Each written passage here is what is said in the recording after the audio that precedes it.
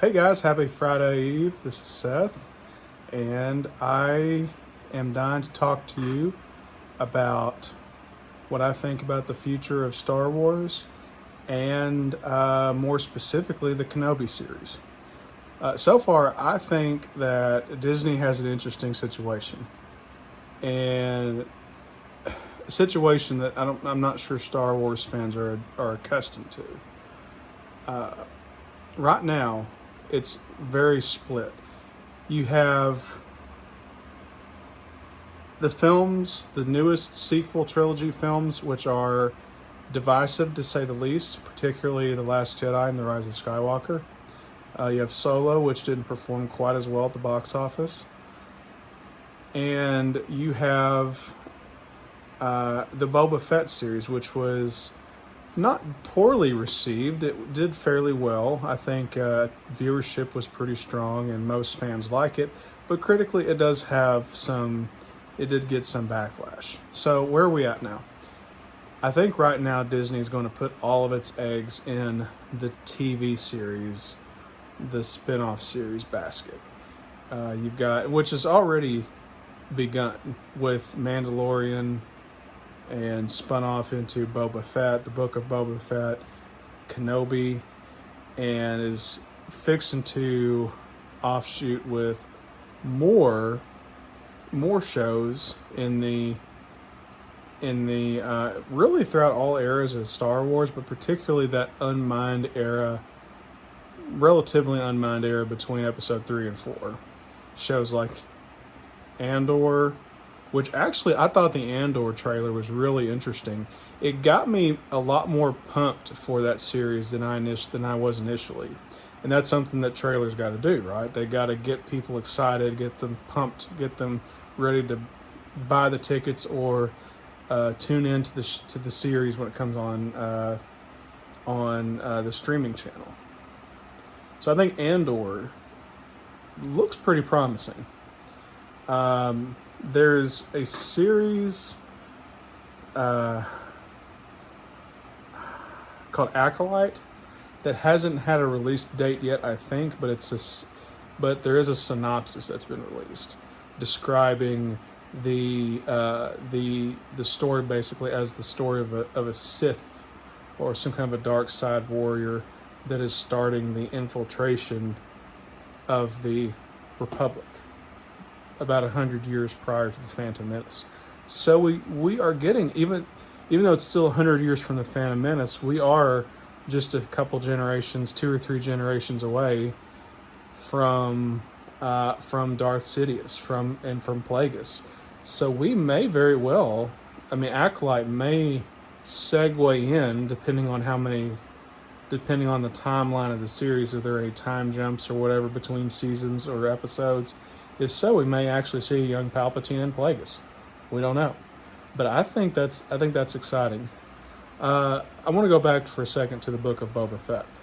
I thought the Book of Boba Fett was actually a lot of fun, particularly because I loved Tamura Morrison in Episode 2, especially in Episode 2. I liked him as Commander Cody as well in Episode 3.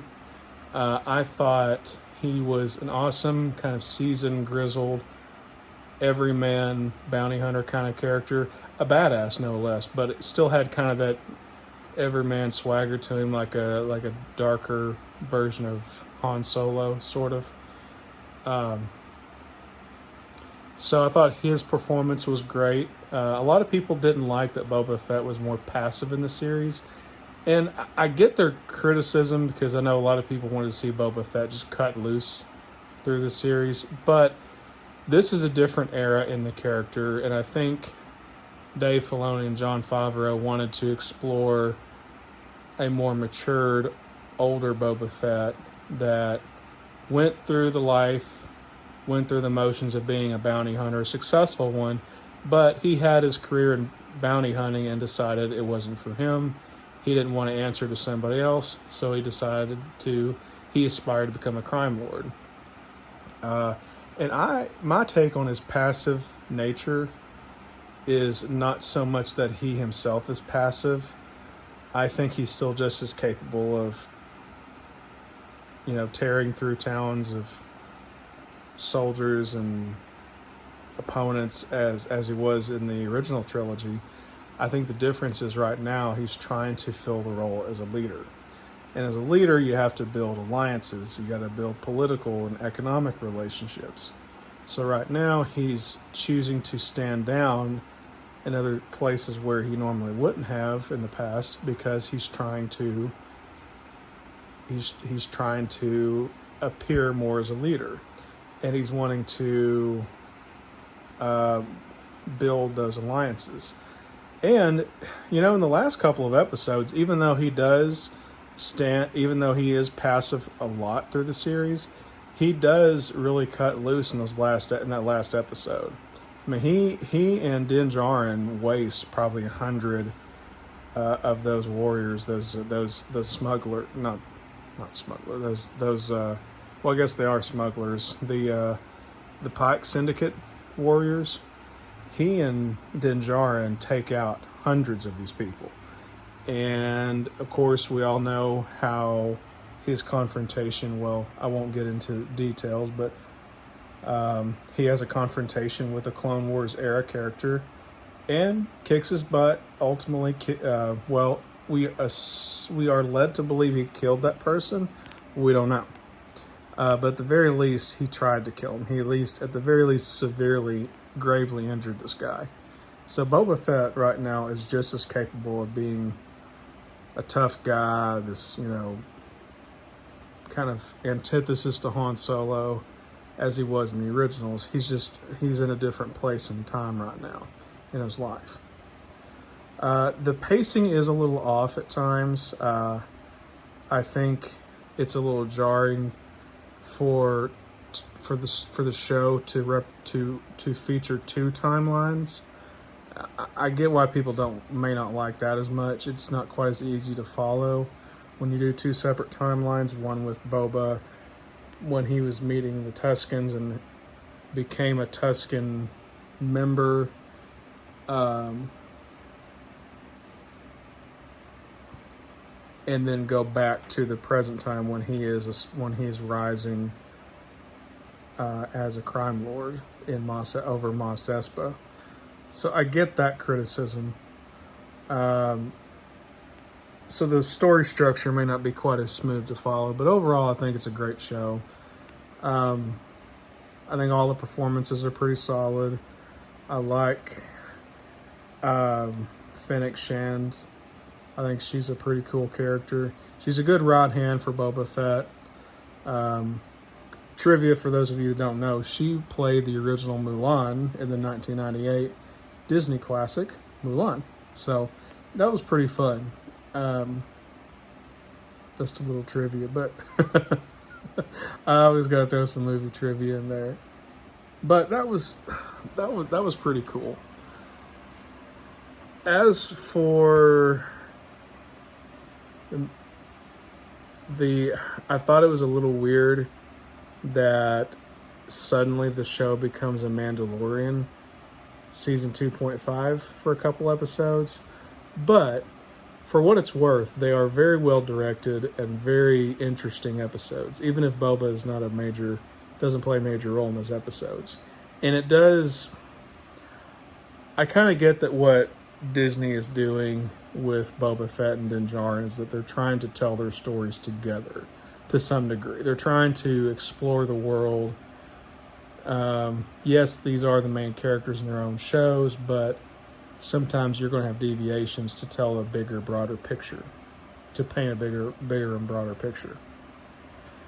Kenobi, though, no show tops it so far. Maybe that's my prequel fanboy bias talking. I don't know, don't care. So far, it's the most interesting show that I've watched so far. Ewan McGregor's performance is so riveting. And not just because he's it's not just because he does a good Alec Guinness impression, but he is this really, on the one hand, he is a PTSD he's a Jedi. He's a former Jedi. Right now, you could basically say he's a former Jedi struggling with PTSD and depression and anxiety, and he's got a lot of mental struggles right now. That's actually really interesting and for some people relatable. But despite his flaws, though, Ewan McGregor's Obi-Wan never shies from ultimately doing the right thing. He's basically like the dad figure that you would want in your life, or the guardian that you would want in your life. Really great depiction of Obi-Wan, which we all expected from Mr. McGregor. His emotional moments are great. They're resonant, and they're just top notch. Moses Ingram as the one of the Inquisitors. She's an interesting character. I get that she's supposed to be an overly reckless, ambitious character that has something to prove, although we don't know what that is just yet. Why is she so determined to get Obi-Wan for Darth Vader? Why is she so interested in pleasing Darth Vader? What is her end goal here? Is she trying to ascend the ladder, or what is she trying to do? What is she trying to validate in her mind? That's not clear yet, but I think we'll get there. We just got to be patient. Episode 3, man, I don't want to spoil it for anybody, so I'm not going to go too deep into it, but I will say that those of okay, I want to ask for each of you that are watching. For those of you that are watching this, I'm going to go into spoiler territory. So if you don't want any spoilers, stop now. Otherwise, we're going to talk a little bit more about the show, about Episode 3's plot details. Darth Vader is a vicious antagonist. Probably the most violent we've ever seen him, and the most unpredictable we've ever seen him in Episode 3. Not Episode 3, Revenge of the Sith, but in Kenobi. He is just cutting loose, and he is showing no remorse, no boundaries for what he will do. He is definitely the darkest version of Darth Vader we've ever seen. And Hayden Christensen's physical performance as Vader is just as good as what we would have seen from David Prowse, I think. Although David Prowse was awesome, don't get me wrong. I'm not knocking him. I'm just saying Hayden Christensen has done a great job so far. And his physical acting is great. The girl, I can't think of the actress's name, but the girl that plays young Leia is still a really great character so far. The violence is really ratcheted up in Episode 3. Whether it be Vader going on his rampage amongst the civilians, killing people and torturing people just to draw Obi-Wan out, that is some intense, rough shit. It is just, it's crazy. It's crazy. It's not for everybody. But I mean, he is perceived to be the big bad of Star Wars, not necessarily the head bad guy. I mean, that goes to Palpatine, but he's definitely the icon of the dark side in Star Wars. So I think we expect a lot of that impulsive behavior from him. And he's also still 10 years younger than he was in the original trilogy, 10 to 12 years younger. So he's still going through this weird mental struggle himself that I think is very interesting. I look forward to seeing more of Vader and Obi-Wan's confrontations. Vader really gets a comeuppance on Obi-Wan. Man, I mean, that what he does to Obi-Wan in Episode 3 is just something I didn't expect. I don't know what I was expecting, but I didn't expect this. And I didn't expect a fight that was so one-sided. Although within the context of the story, it makes sense.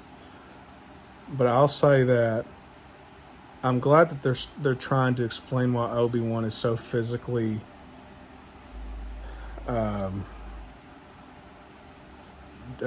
diminished by Episode 4. Because in 4, he's not only an older man, but he's frail and he can't move quite as fast. He can barely he can't do twirls, and he can't do any fancy sword work when he fights Vader. He's still a powerful character, but he's not nearly the guy he was in the prequels.